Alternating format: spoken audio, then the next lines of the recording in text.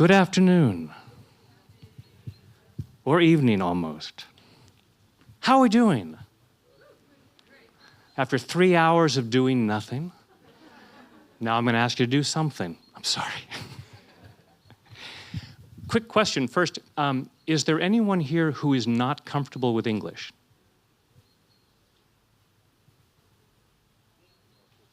Oh, okay. Okay. So Hannah's going to do her best to keep up with me. I'm Brad Yates. I'm from Sacramento, California. And for the next hour, well, we'll see about the hour, because you guys want to get to dinner at some point. We'll play it by ear. I have the same task as all the other speakers, to make it more worthwhile for you to be in here rather than out there on the water. Tough competition. Is there anyone here who is unfamiliar with EFT or tapping?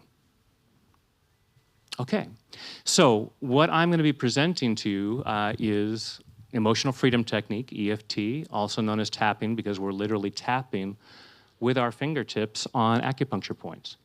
So for thousands of years in Chinese medicine, they have said there's energy that flows through the body along these pathways that are called meridians.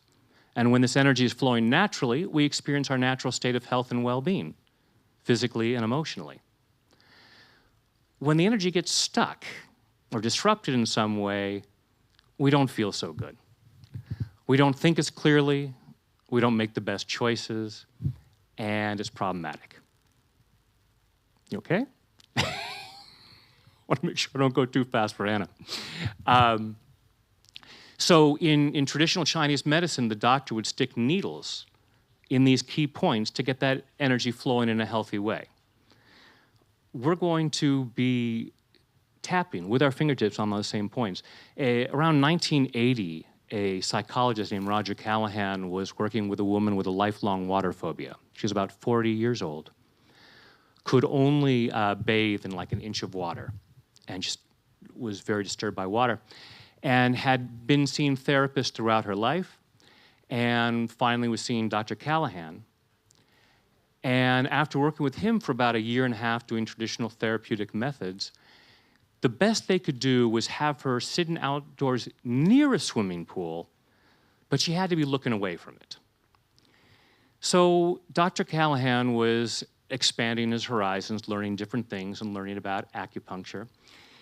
And he said, well, let's see what we can do with this. So he was working with this woman, Mary, one day, and he said, what is your physical experience when you are around water? And she said, well, I get a knot in my stomach. I said, okay, great. So the end point for the stomach meridian is right here under the eye.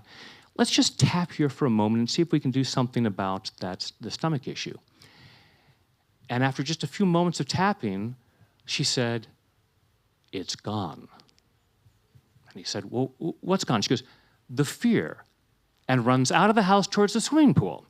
And he goes running after her saying, wait, stop. And she goes, no, it's okay. I know that I don't know how to swim. I'm not going to jump in. But she got down by the water and started splashing water in her face and was fine. So naturally, Dr. Callahan thought, well, that's interesting, and started experimenting with different clients with different issues and tapping on different points for different emotional issues. And within 1 year, he put himself out of business because all of his clients were fine and weren't coming back to see him anymore. So he thought, all right, I need to be teaching this process. And he called it thought field therapy, and based on the idea that all negative emotions are caused by disruption in the energy system. One of his first students was a gentleman named Gary Craig, who had his degree in engineering from Stanford University. And he's looking at what Dr. Callahan is doing. And so Dr. Callahan had this sort of complicated process of you had to find out what exactly was the issue of the client, and then you'd figure out which points to tap and in which sequence. So for one issue, it might be you tap here, and then you tap here, and then here. For another one, here, and then here. And Gary, thinking like an engineer, is going, it's got to be simpler than that. So we're only tapping 8 points. What if we just tap them top to bottom? It doesn't take any longer, and we don't have to spend all this time trying to figure out which points to tap, and he was getting the same great results. So he did the simplified version, which he then called emotional freedom techniques, or EFT, and a lot of us now just call it tapping to make it simple. So the basic idea is, if you thought of it as nothing more than a stress relief technique, it would make a lot of sense. You know, there's a catchphrase with EFT, try it on everything. They said, does tapping work for this? Try it. And it starts to then sound like a panacea. It's like, oh, it's the silver bullet that works for everything. Well, the issue is that most, if not all, of the things that bother us, both physically and emotionally, are either caused by or worsened by stress. And when we're tapping, we're sending a calming signal to the brain. Now, there's a lot of scientific evidence now. A lot of research has been done. Cortisol levels, the main stress hormone, is dramatically lowered when we're doing the tapping. In fact, a friend of mine, Dr. Dawson Church, was doing a study with this. And it was a double-blind study. They had a control group. They had somebody doing some other process, deep breathing or something like that, and a group doing the tapping.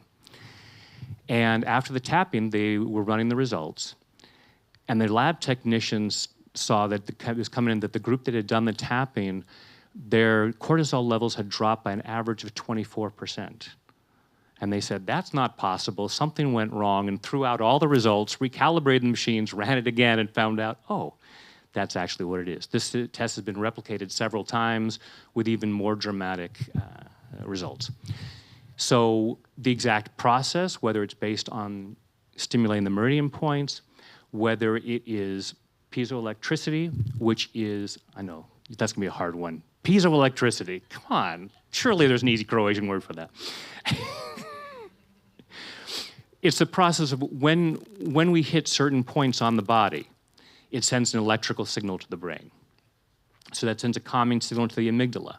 You know, at the amygdala in the center of the brain, it's always looking for threats. When this sees something that we feel is threatening, we go into fight or flight. Somebody said, we've got to get out of here, we have to run faster, we have to fight harder. Now, that was great 200,000 years ago when we were walking around with saber-toothed tigers and neighboring tribes with spears. Nowadays, we have that same reaction when somebody looks cross-eyed at us or says something like, what are you doing? Oh my God, saber-toothed tiger. We go into that same fight or flight. And it may be very subtle, but we have a stress response. And when we have stress, the prefrontal cortex, the rational part of our mind, goes bye-bye.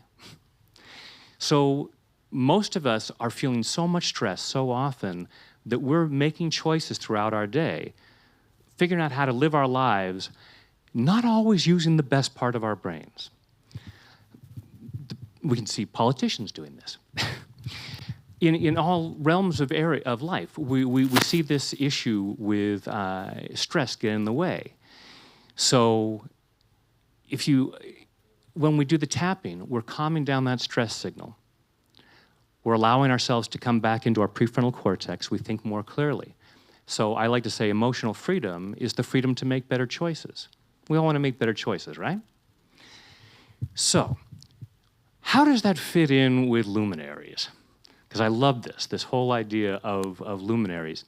It reminds me of a line from my favorite scene in all of moviedom.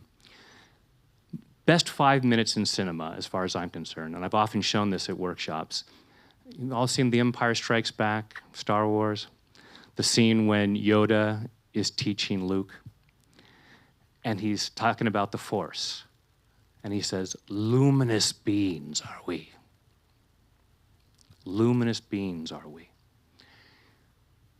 But then life happens. There's a great line.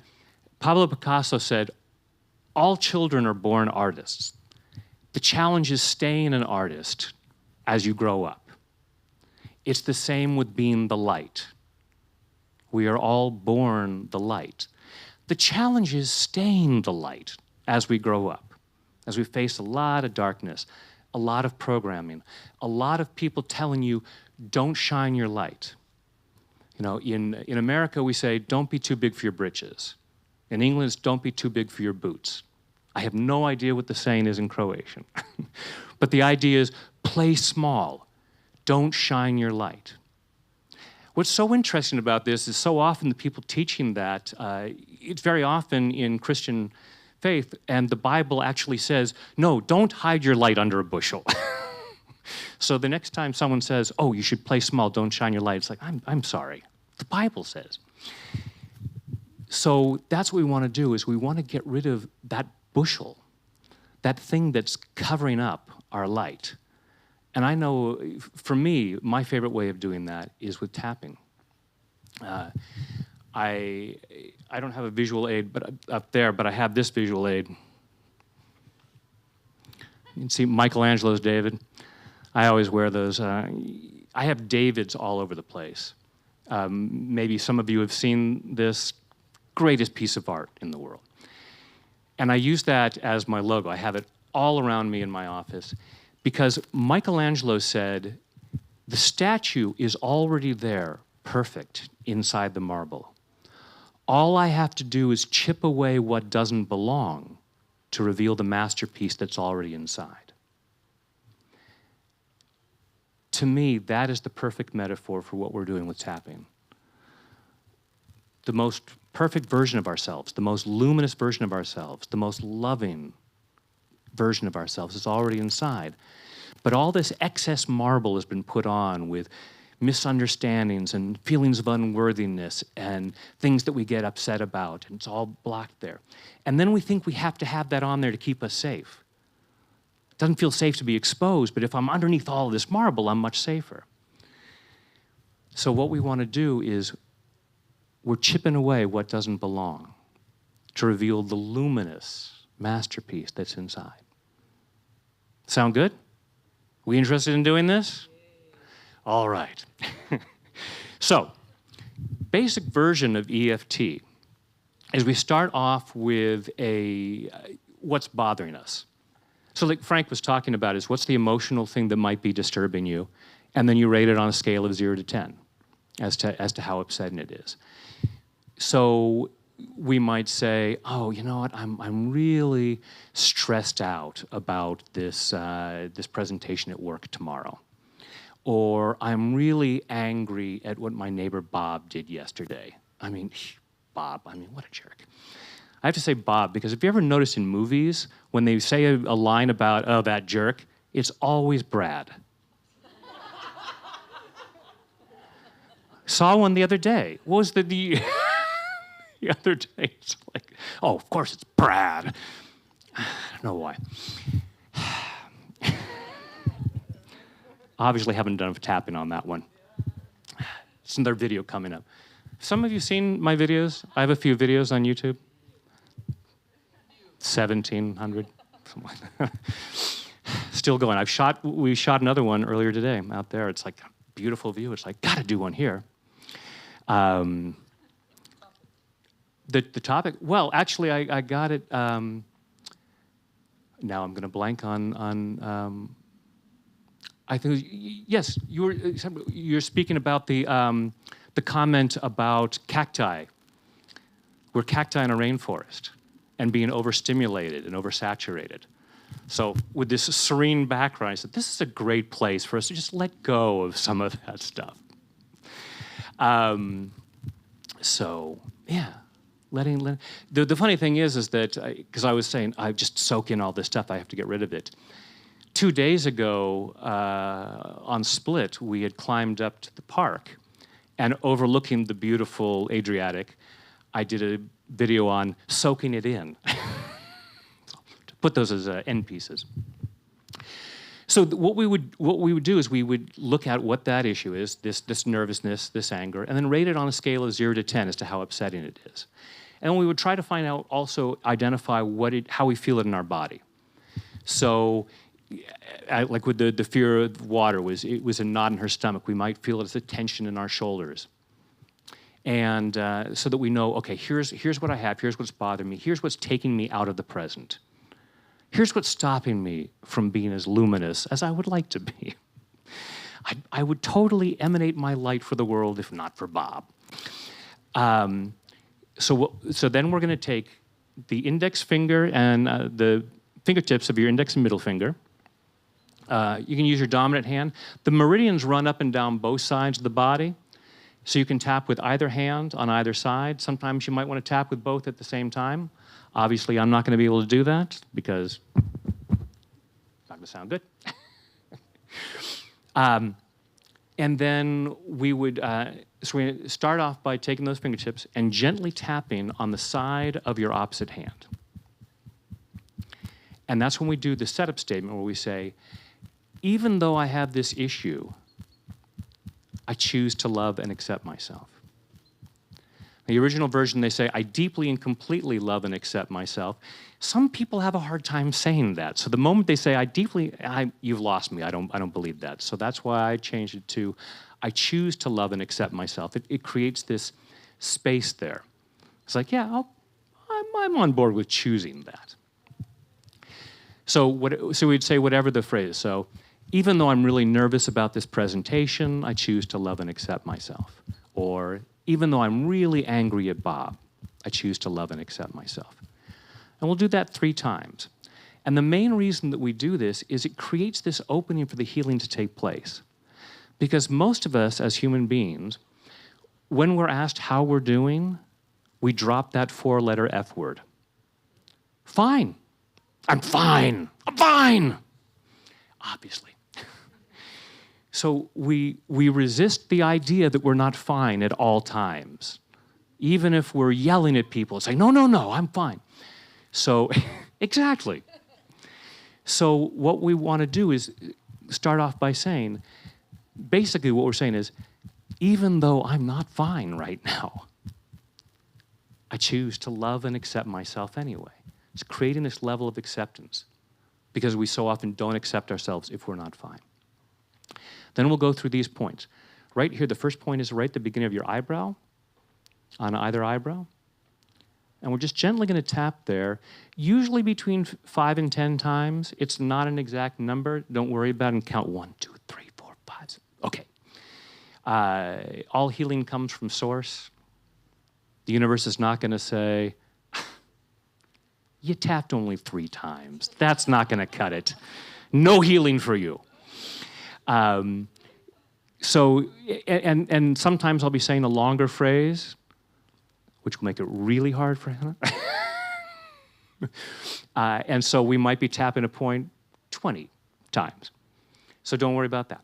So we'll start with right here at the beginning of the eyebrow, and we'll say, this anger at Bob, or whatever the issue is.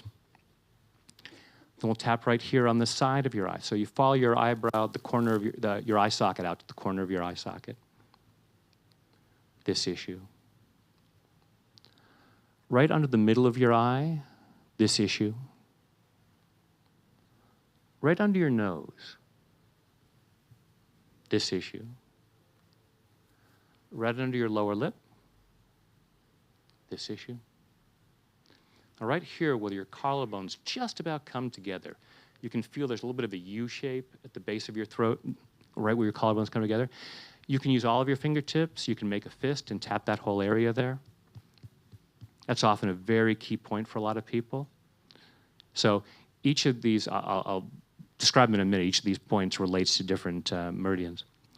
The next point we're going to use is right under the armpit. It's about 4 inches below the armpit, so it's right about bra strap level, and I'm sure even the guys can figure out where that is. This issue. And then finally, the top of the head. So right around the crown of your head, and you can use all of your fingertips and tap around the crown of your head. This issue. Then you take a deep breath. And then you check again at how nervous you are about the presentation, how angry you are at Bob. And it may go, if you were at 8 before, it might go from an 8 to a 0 like that. Sometimes happens. That's what happened with the water phobia with Mary. This is one of the problems with EFT, because people hear about this and they say, well, if I didn't go from an 8 to a 0 immediately, then it didn't work. It's like, oh. That's like washing your hands. You know, if you wash your hands after making some bread and you have some flour on your hands, it's not going to take long. If you're washing your hands after working on your car engine, you've got grease all over it, it might take a little longer. You don't wash it for 2 seconds and say, obviously soap doesn't work. So it's the same with tapping, because we never know exactly what might be behind that. What's bothering one person about the presentation that they have tomorrow may be a very simple issue. For someone else, it might be tied into all kinds of past trauma. So we never quite know. The thing with tapping is, and this is, you know, scientifically measured, every tapping we do is beneficial. We're always lowering it. I like to say that sometimes tapping is like a painkiller, and sometimes it's like a vitamin. You take a painkiller, and pretty shortly you notice there's a reduction in discomfort. No one ever takes a vitamin and immediately thinks, wow, I feel so good. But people still take them every day, even without any tangible noticing what's going on. So it's the same with tapping. The longer you do it, the more you calm down your nervous system and feel much better. So I recommend tapping on a daily basis, just like brushing your teeth. Brushing your teeth is physical hygiene. We do it on a daily basis, whether we think we need it or not. No one looks in the mirror and says, is there nothing green between my teeth? Okay, I don't need to brush my teeth. And, or taking a shower, we don't wait for 3 weeks, and when people are holding their nose around us going, oh, that's right, I haven't taken a shower in a while. Maybe I should do that.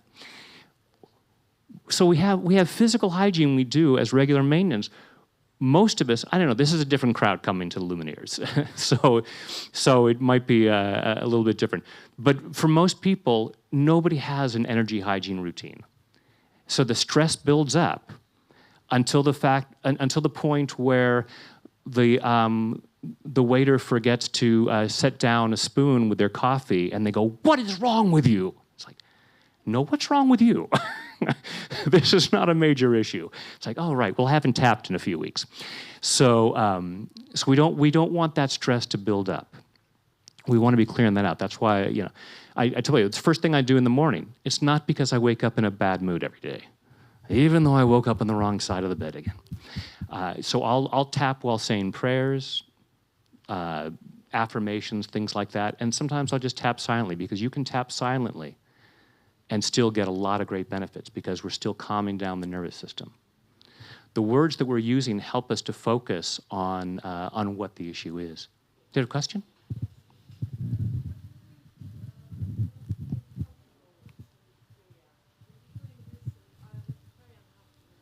Yeah. It's a self-care process. Don't hurt yourself. Anything, and yeah, no. Yeah, sometimes it's people who tap too hard, but there are points that we are overly sensitive with. So you can gently hold those points. You can try that. You can try rubbing the points, or move on to the next point.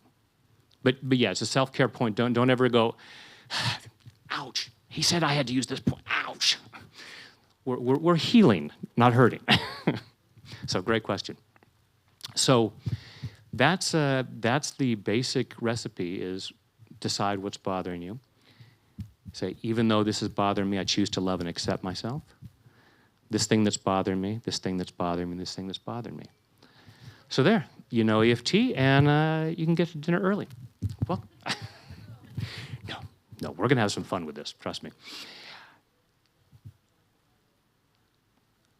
What I wanna do now is,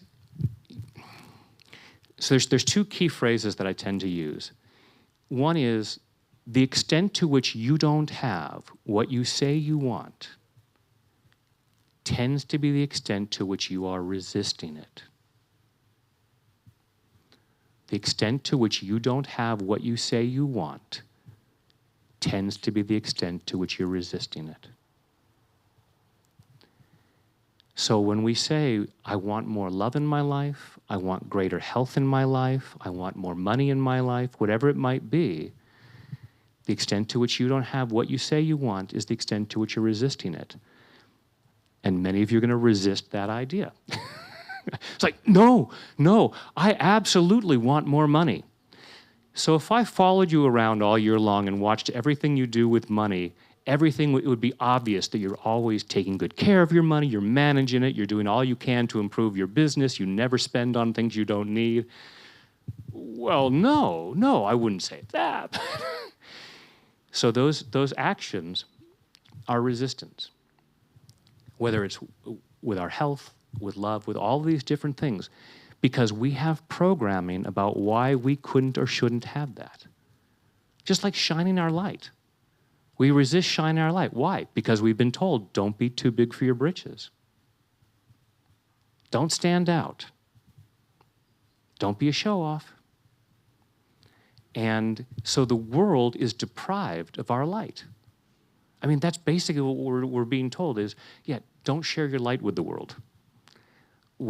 And it comes with the best of intentions. It's designed to protect us from disappointment. Fortunately, I have a video on clearing disappointment, so you don't need to worry about that. But we want to clear that resistance to shining our light, to being the best version of ourselves, because in case you haven't been paying attention, the world could use all of us being the best versions of ourselves. Please and thank you. This is why I keep putting videos out on YouTube. Why do you put all this out there for free? It's self-serving. I want the world to be a safe place. I want it to be a happy place. So the one phrase, the extent to which we don't have what we say we want, is the extent to which we're resisting it. The other is,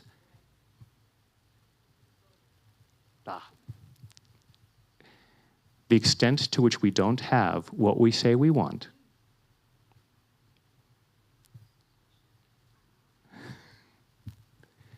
Oh, the next phrase? Oh, the extent to which we don't have what we say we want.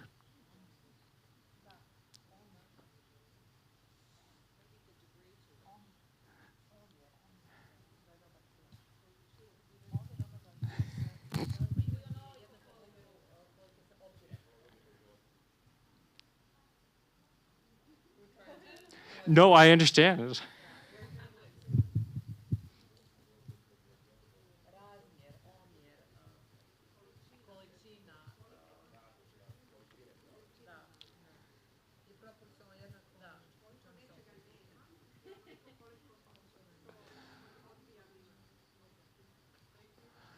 Sorry, obviously I need to come up with a simpler catchphrase. So the whatever is the extent to which we're resisting it. The other phrase I use is self-sabotage is simply misguided self-love.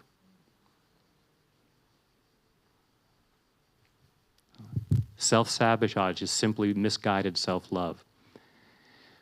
Please remember that the next time you do something that you beat yourself up for.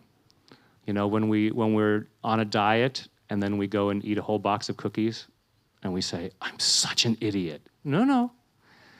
That's an act of self-love. It's a misguided act of self-love. But at that moment, we're feeling stressed. We're upset. Prefrontal cortex goes bye-bye. Midbrain is going, I'm in survival mode. I need to feel good. What feels good? We're searching the memory banks. What feels good? Cookies. Cookies feel good. So it's like, I'm gonna be unhappy when I get on the bathroom scale tomorrow. That's tomorrow. Now is now. I need to take care of myself now, no matter what might happen tomorrow. So please remember to be compassionate with yourself for having that resistance. So that resistance that stops us from having more health, more love, more money, more whatever, more shining our light, is resistance based on old programming telling us that it's not safe or right to have these things. So we want to let that stuff go. And that's what we're going to do now. What I would like you to do is close your eyes.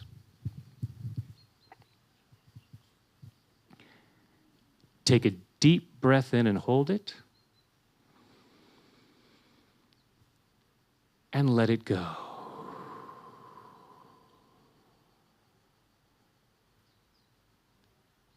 Now, just breathing comfortably with your eyes closed. Go ahead and feel whatever part of you is connecting with something, assuming you're not levitating. That's later in the week.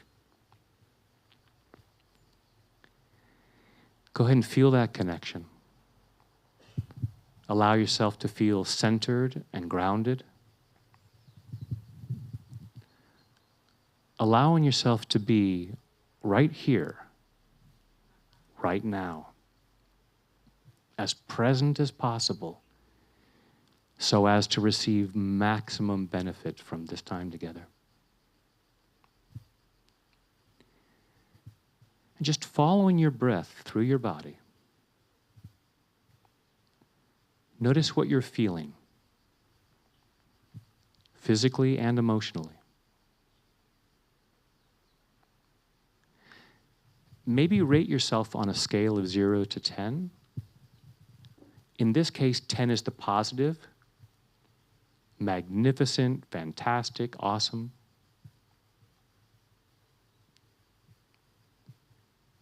Luminous.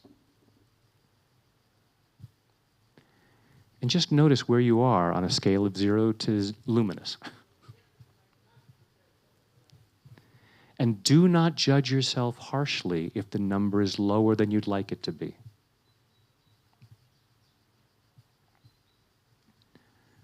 You're doing the best you can at this moment, given the circumstances and your programming.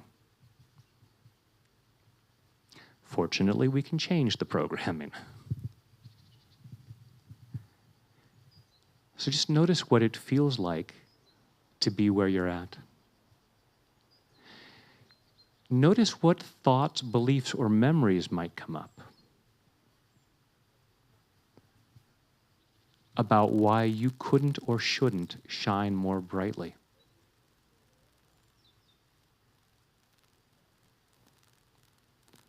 Why couldn't or shouldn't you be a luminary?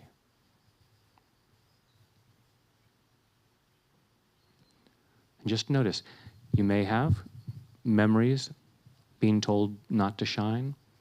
You may just feel a physical sensation, tightness in your shoulders, a knot in your stomach.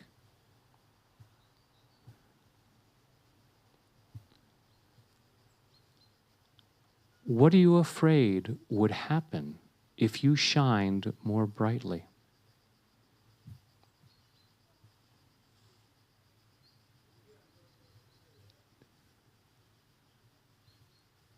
What would be the worst consequence?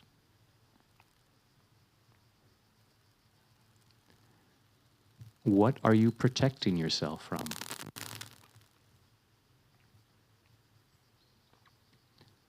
Again, allow yourself to be aware of what thoughts and feelings come up, physical sensations. Take a deep breath, open your eyes. And now we get to my favorite part. Please tap where I tap, and repeat back what I say. This is always going to be it's always a little more challenging when when it's being translated, but we'll get through this.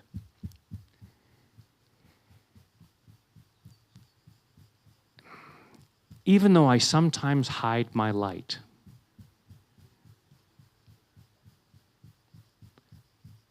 I choose to love and accept myself. Even though I often hide my light, I choose to love and accept myself. Even though I've been taught to hide my light, to play small, to not shine brightly, even though I've been taught to hide my light, I choose to deeply and completely love, honor, and accept myself. And maybe anyone else who taught me this, because I choose to be that free. All right. And we'll go through these points. All these reasons for hiding my light. All the ways that I hide my light. All this need to hide my light. Because part of me says, I need to hide my light.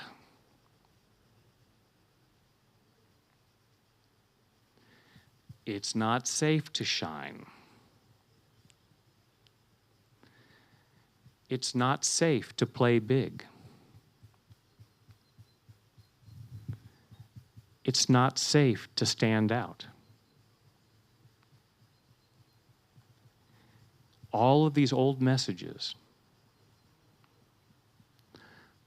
about why I should hide my light. It's like Christmas morning and being told, don't unwrap the presents. They're there to be hidden. No one wants to see what's inside that box. And maybe we've been told, there's nothing inside your box anyway.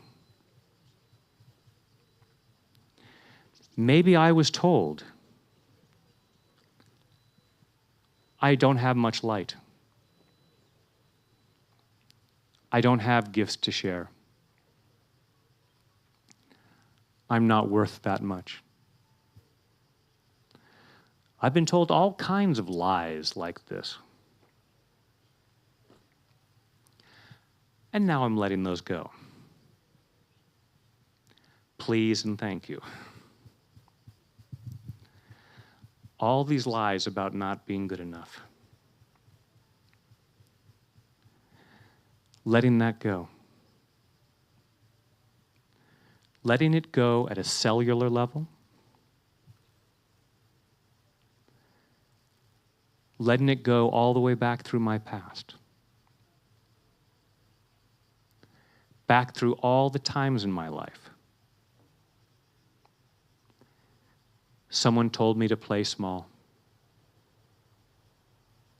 Or told me that I wasn't good enough. That I shouldn't shine my light. I'm letting that go. All the way back through my childhood, back through any past lives, as far back as I need to go. Giving myself a deep cleaning on this one. Clearing away any belief that I'm not good enough. So that I can remember the truth. I am a magnificent child of the universe. Worthy and deserving of the best this world has to offer. There is nothing that is too good for me. And the world deserves my light. I am a gift to be shared. I do make a difference. And I'm releasing any doubts, clearing out any old arguments, so I can remember the truth. The truth of how bright I am. The truth of how awesome I am. And part of me already knows it. Otherwise, I wouldn't be here tapping on my face right now. I could have easily been looking at the Adriatic. Or like most people, sitting scrolling on social media, watching reality TV. Some part of me said, it's time to remember the truth. I am magnificent. I have a light to shine. But I'm scared. Even though I know my truth, underneath all those lies, part of me might say, well, of course I'm awesome, Brad. But not everyone's going to agree. And when I go out and try to shine my light, some people will try to shut me down. They'll tell me to knock it off. They'll say mean things. And I will have to feel bad about that. Or do I? There are tapping videos for that.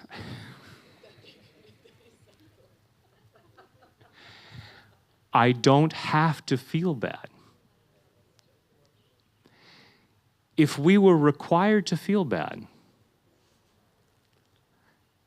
every time someone said something uncomfortable, no one would ever experience joy. I'm giving myself the freedom to feel really good, even when people are being jerks. Because if my well-being depends upon 8 billion people being nice, I'm in deep doo-doo. You got that one?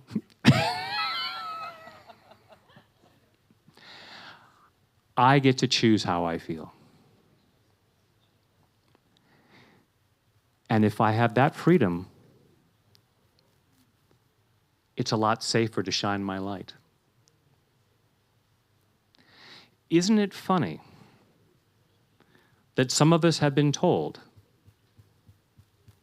nobody likes a show-off? That same person watches the Academy Awards, which is a celebration of show-offs. It's okay for those people to be show-offs. Just no one in our family. We are meant to shine our light. And as we give ourselves permission to do so, we help others do so. The people who told me not to shine my light had been told not to shine their light. They were living in fear, and they taught me their fear. They were doing the best they could. I'm setting myself free, and I'm setting them free. I'm setting us all free. And here's the really awesome thing. As many people will say this week, everything is energy. We are all connected. The freedom I'm giving myself right now, I'm giving to the collective whole.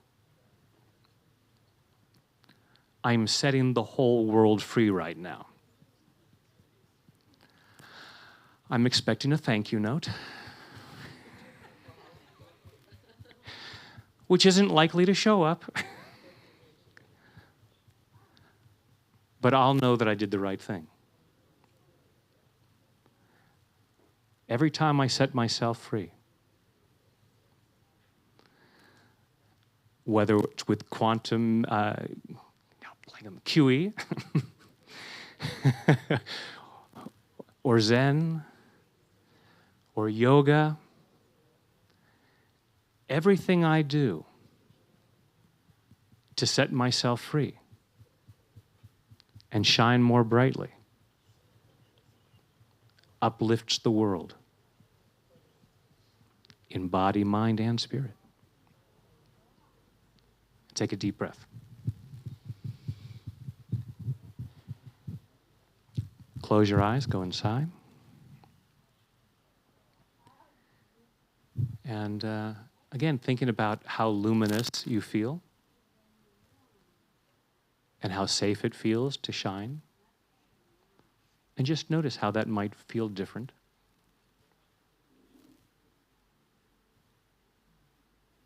Hopefully you feel a little more open around that. And take a deep breath, open your eyes. As I was saying earlier, so tapping sometimes happens very quickly. Sometimes, bless you, we go from an 8 to 0. Sometimes we go from an 8 to a 7.75. When you're feeling stress, even a 7.75 is relief from an 8. And if you can take it from an 8 down to 7.75, you can take it down to a 7.25, and so on and so forth. Often when we're tapping, it's like peeling the layers of the onion. So we might be tapping on one issue, and as we start to feel safer, as we feel more calm in our body, our mind starts letting us know things that it was hiding from us before. So if I'm tapping on all this anger at Bob, all this anger at Bob, I might suddenly say, it's not Bob, it's Cindy. In the 3rd grade, Cindy took my favorite toy. And what Bob had done had triggered what Cindy did in the 3rd grade. And for decades, I've been upset about what Cindy did. And there's no telling how much it's interfered with my life. Some simple little thing like that. And as I'm tapping on my anger at Bob, I can let go of my anger at Cindy. I might even say thank you to Bob. Thank you for bringing up this issue with Cindy that's been bothering me for so many years. Now I'm free. All right. We're 10 minutes after 6. I'm going to do another tapping round for anyone who would like to do that. I also know that the doors have opened for dinner. And so I'm going to make it free. I'm not going to hold anyone captive. So you're welcome to go to dinner. But if you want to hang out and do another round of tapping, we have 3 hours of tapping coming up on day 5, I think. I think it's on day. But we're going to do a little more right now. If folks want to. Yeah. We want to do some more tapping? Okay. Excellent. Close your eyes. Take a deep breath.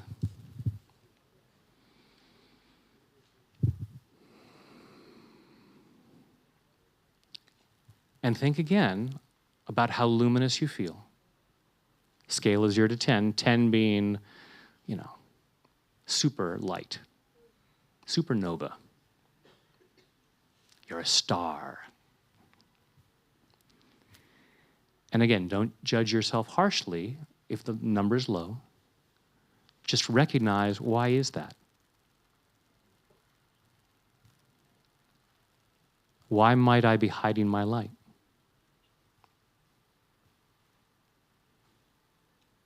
Just get curious, not judgmental.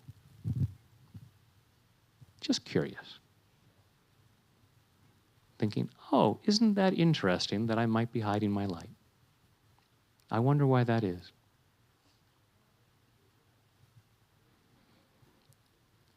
And take a deep breath, open your eyes. And we'll do this one as suggestions from the audience. Who's got a reason why you might not feel as shining as brightly as you'd like? Fear of being alone. Being alone? Interesting. Because when I do, I get trapped. All right. So close your eyes, take a deep breath.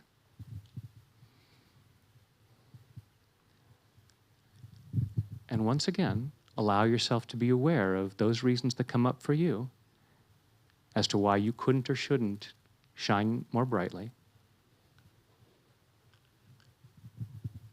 Notice on a scale of 0 to 10 how strong that fear might be. That fear of being alone, that fear of being judged.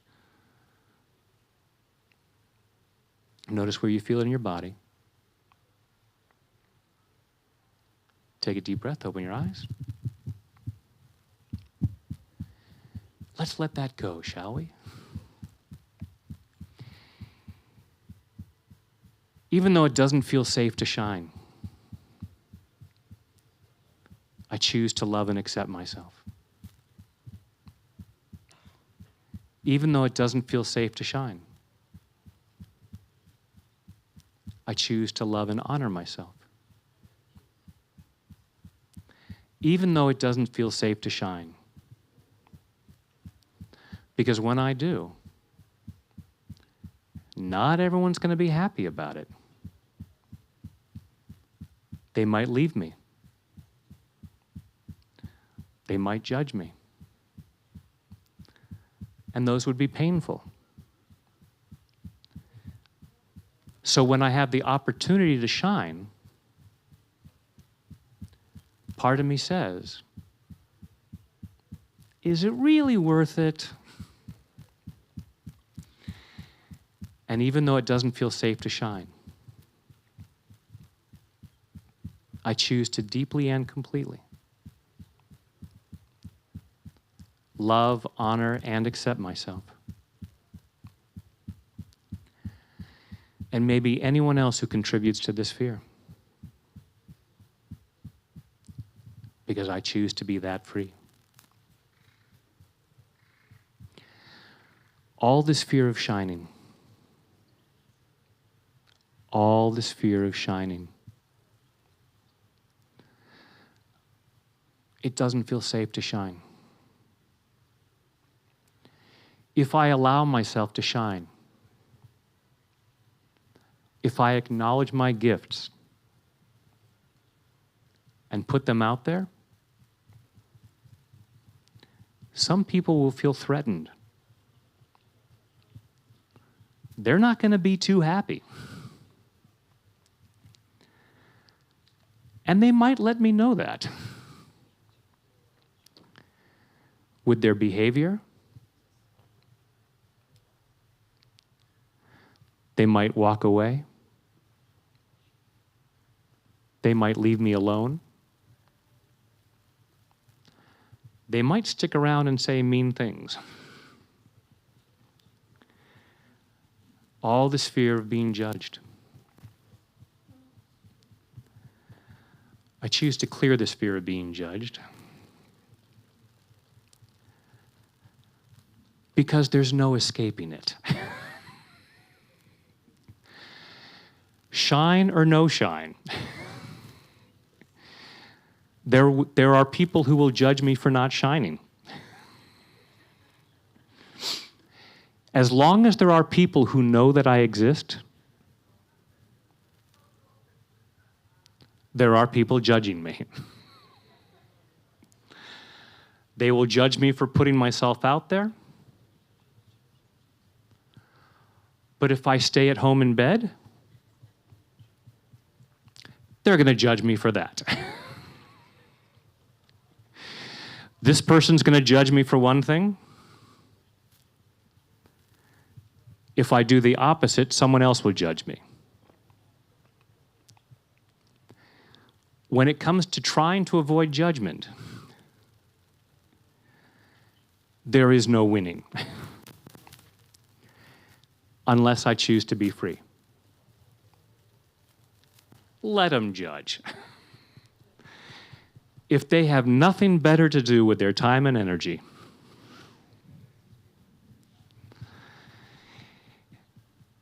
and they're suffering from a love deficiency,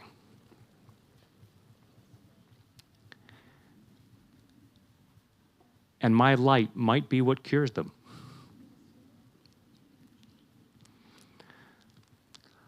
or they may stay stuck and judge me. But for me to withhold my light because someone else isn't ready for it is me being stingy with my gifts. For every person who judges me, a lot of people will be grateful to me. And I don't want to say to that, I don't want to say to all those people, I'm so sorry. I have all these gifts to share, all this light to shine in an increasingly dark world. But Bob's going to judge me. So I have to stay hidden. I'm not playing that game. I'm clearing this fear of judgment and this fear of being alone. There are over 8 billion people on the planet now. Bless you. It's kind of hard to be alone. And as said before, everything is energy. We are all connected 24/7, whether we like it or not. When we're feeling lonely, it's a story we're telling ourselves. Not because we're bad or stupid, but because we've been told to tell ourselves that story. We've been taught to feel that way. I'm teaching myself to feel another way.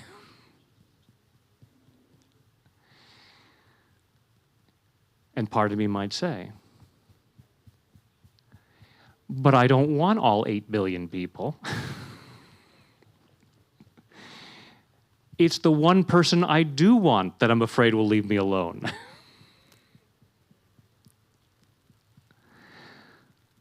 If that person doesn't want my light, probably not the right person for me.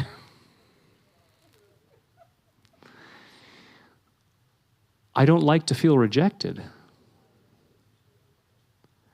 But rejection is just redirection.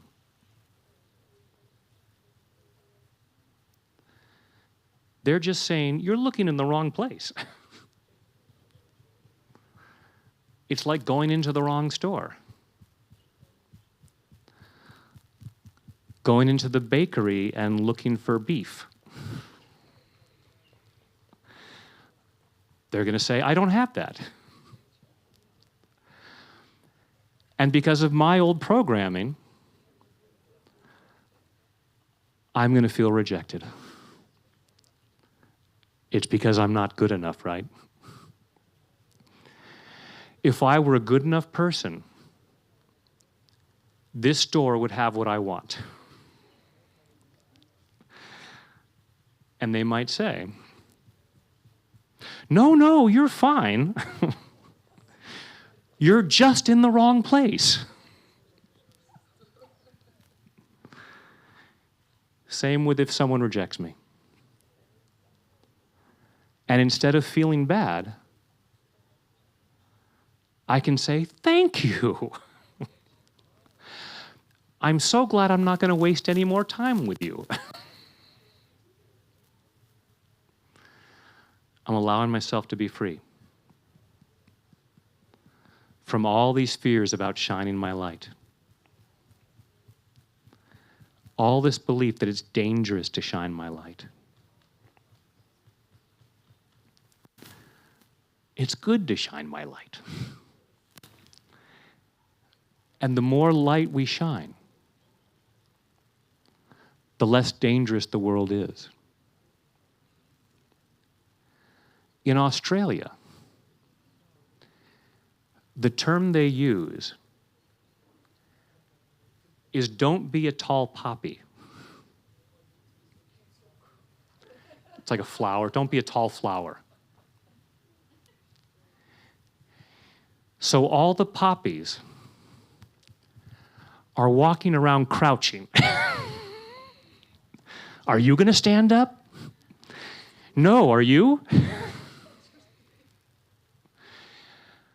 We need to stand up and tell others to stand up. We need to shine our light.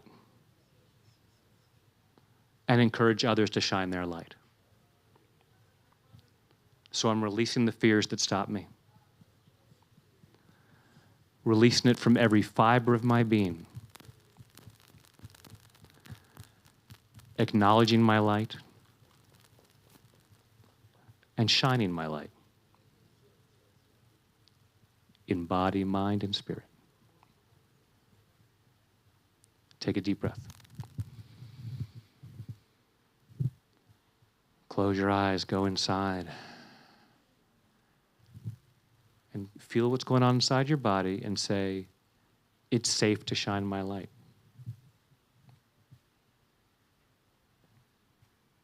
Hopefully that feels safer.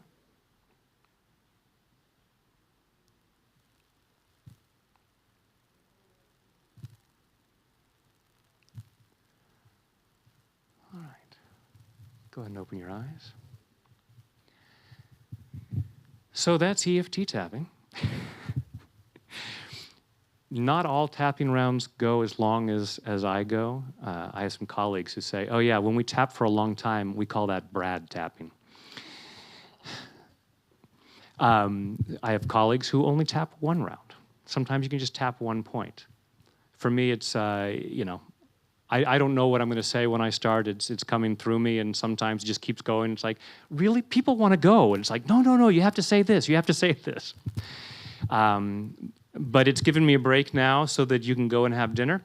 And then I'll be doing a workshop on day 5. So if you would like to do more clearing, letting go of more of that excess marble that covers up the magnificent statue that's inside, I hope you'll join me for that. Have a good dinner. Thank you very much.